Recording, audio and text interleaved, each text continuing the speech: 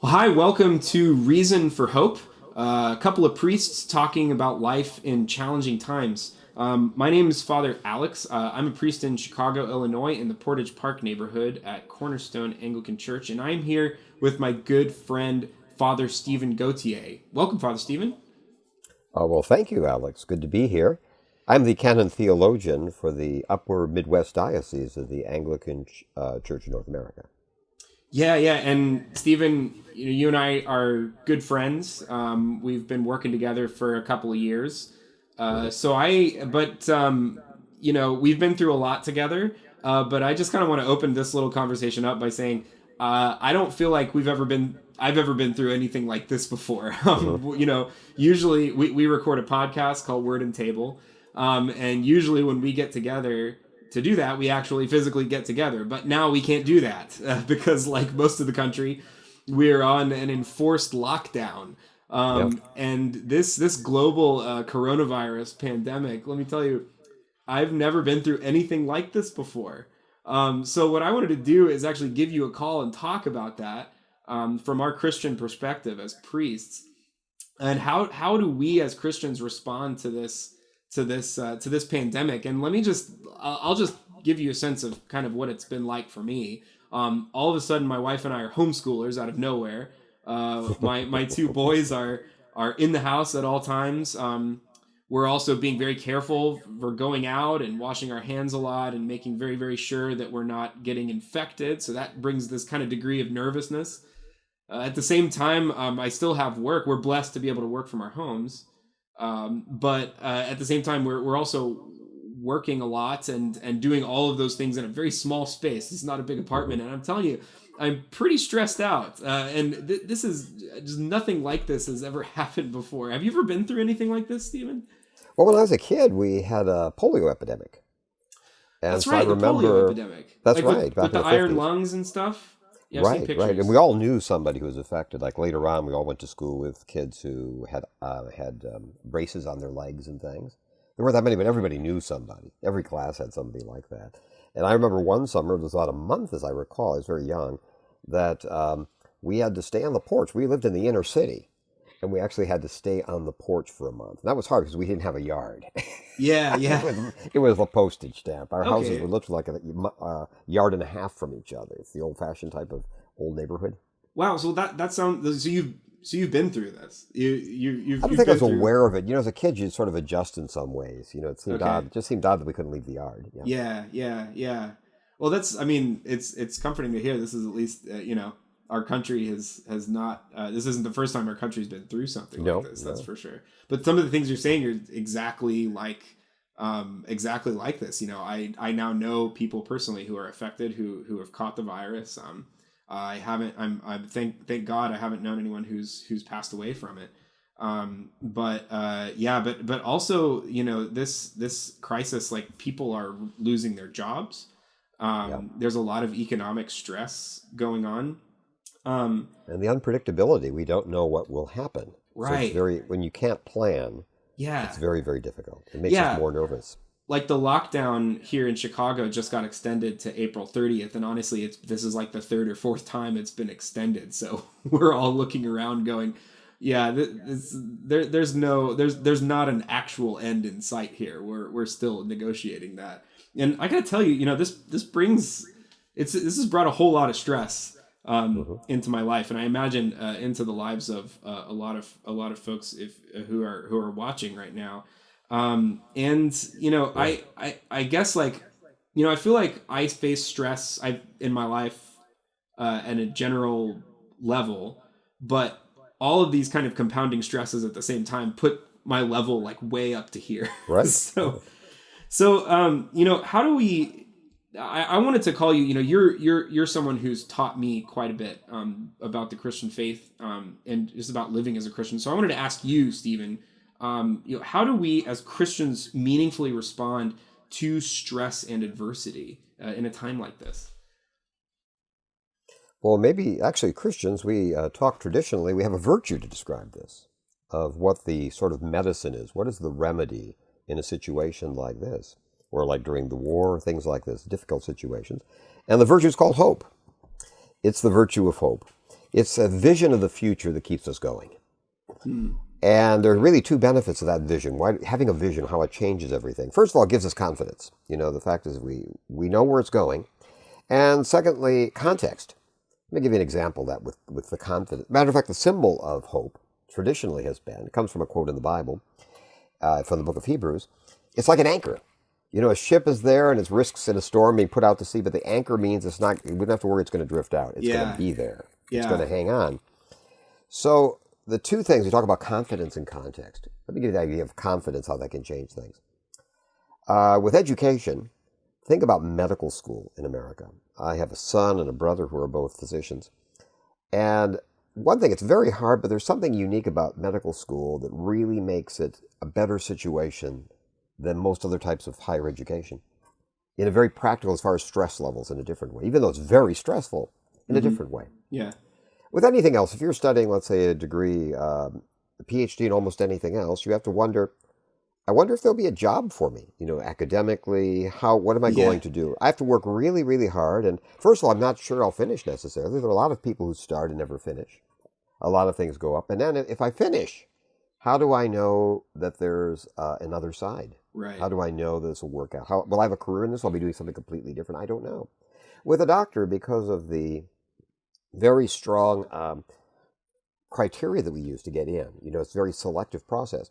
We know two things. We know everybody has the intelligence, and also everybody has the willpower. Everybody who gets selected for medical Everyone school, who's selected. you mean whoever gets in. So many people want to get in, Mm-hmm. and they have a test as far as the basic intelligence. They have the grades. We have how they perform. Practically speaking, everybody who gets in makes it. Not because it's easy, unless there's some personal reason that comes up, but it's not a lack of basic capacity. Everyone will make it. And so what happens during the really hard times, I saw this with my brother and my son, is what keeps them going is saying, in 4 years, I'll be a doctor. Yeah, yeah. I know for a fact I will be a doctor. Yeah, Absent an act of God. And that means I have a job. I'll have a title. Everyone will know and understand what I do and respect me. Right. It's really great. And that'll keep you going. I mean, it's looking ahead, saying, even though everybody else is having a great time and I'm in my 20s and I'm spending all these hours saying, in 4 years, this is going somewhere. And that knowing it's going somewhere changes everything. So that's the idea of confidence, that confident assurance. So that's what hope is. It's that kind of confidence that I know at the end of this, things are going to be all right. Right. It's that vision of that. It's that keeps us going because we look forward to, I want that, and I know it's reachable. It's a combination. It's not like a lot of things we like to be. I might want to play for the NBA. That's not going to happen. Yeah. But something I know this is really going to happen. That ship has sailed, Father Stephen. That ship has sailed to their loss. So it's that. But we know it's going to happen. Yeah. So it's that. So that's what. So the Christian response to stress and adversity is hope, which is confident. Well, there's one assurance. other point to it. We thought it was confidence, but it's also context. Yeah. Hope gives us a context. A classic example there is, for example, during the war. It was one thing, for example, in the fall of France, French soldiers of the country was being overrun unexpectedly with millions of people on the road and the like. By the Nazis. It's hard to fight knowing you're going to lose or without any realistic hope. It's very, very hard. Yeah. Once there was D-Day, everyone knew that even though there would be another million casualties, people knew the war was won. There was no way the Axis could win once America had, and the Canadians and the Brits and things had a bridgehead on the continent of Europe. It was over. And so suddenly, even though they're still fighting, to people on the ground, everything was different.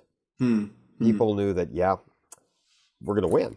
And it's very different fighting for cause, knowing you don't want to be the last one dead in a war you lose. Right.